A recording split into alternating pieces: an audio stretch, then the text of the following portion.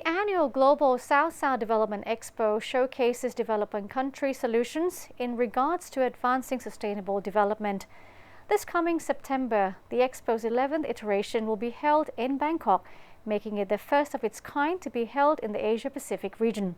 Hosting the event are the United Nations Office for South-South Cooperation, the Government of Thailand, and the United Nations Economic and Social Commission for Asia and the Pacific, or ESCAP. Newsline Sandra Han Utsaha spoke with the United Nations Under-Secretary General and Executive Secretary of ESCAP, Ms.Armida Salsiah Alisjahbana, about cooperation among nations as a driving force for sustainable development. Let's join them now. Executive Secretary Armida, thank you so much for speaking with MET World today. Now, the unprecedented crisis resulting from the COVID-19 pandemic has wreaked havoc globally. And I'd like to ask you to explain why UNOSSC's technical cooperation program is an ideal way to help nations in the Asia-Pacific region bounce back from the effects of the crisis. Yes, thank you very much for the very important question. Of course, many countries in our region, as well as globally, have been severely impacted socially and economically by the COVID-19. So therefore, to recover, I think it's not only bouncing back, but to recover better, stronger, right? And to withstand future pandemic, future crisis. Yeah. So therefore, countries cannot do it alone. No countries can do it alone. Yeah. Countries need also assistance from other countries. Countries need assistance from international community. So that is one way or one contribution that ESCAP can do. Yeah, and ESCAP has the expertise. ESCAP can bring the experience from other countries, yeah, that has recovered well, that has managed the crisis well, including ESCAP can facilitate further cooperation among countries aside from the technical expertise that ESCAP can offer. And just to give you one or two quick examples, yeah, that ESCAP is supporting countries through the technical assistance.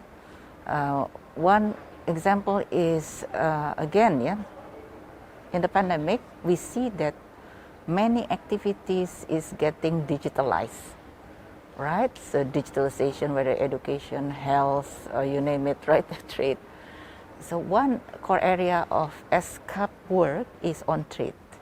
Yeah, so how to help countries to prepare to trade in this digital, so no more paper document and so on. Yeah? But to be able to do that well, countries has to be part of this so-called arrangement or agreement. That's one. Second, countries needs to prepare. Right, so ESCAP helps in facilitating, in training, and so on for that preparation. So that is one example, yeah, and many more other examples. Mm-hmm. So that would be like an example of triangular cooperation. Is that correct? Right. Yes. So there is the South-South cooperation. There is also the South-South and triangular cooperation. What is the difference? The difference is South-South cooperation is cooperation between developing countries with another developing countries. South-South triangular is cooperation between developing countries, among developing countries, but facilitated by, for example, a development partner. Development partner, many, JICA, just to name, yeah, DFED, or even TICA, yeah, and they facilitate. Then it becomes South-South and triangular.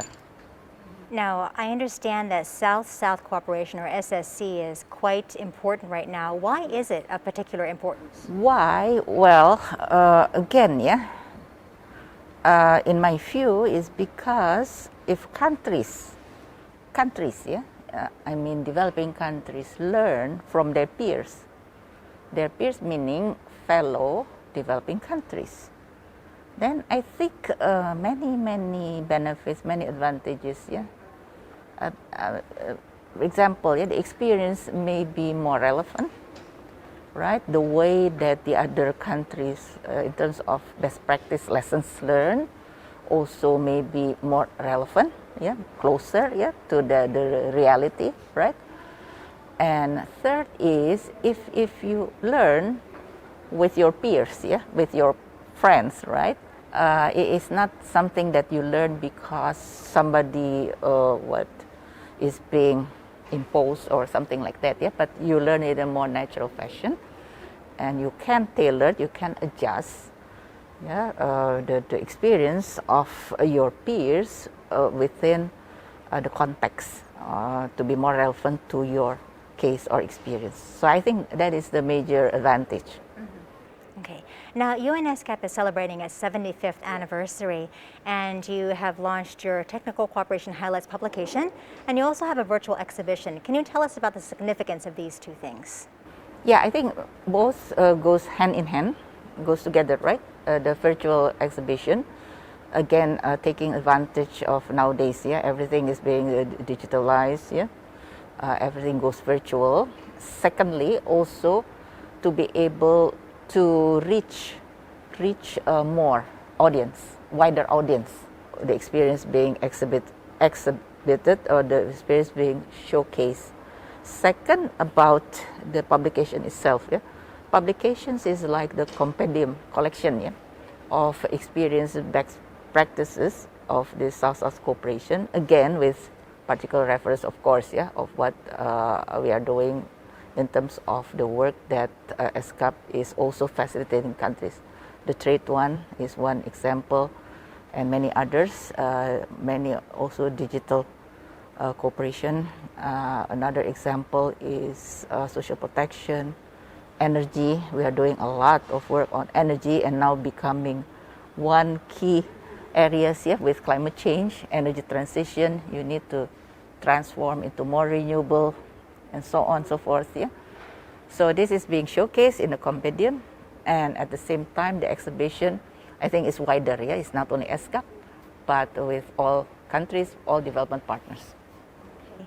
Well, Executive Secretary Armida, thank you so much for speaking with me. Thank you, it's a pleasure. Congratulations to UNOSSC on 75 years of making an impact in the region. Thank you. It's my pleasure. Thank you very much. Thank you.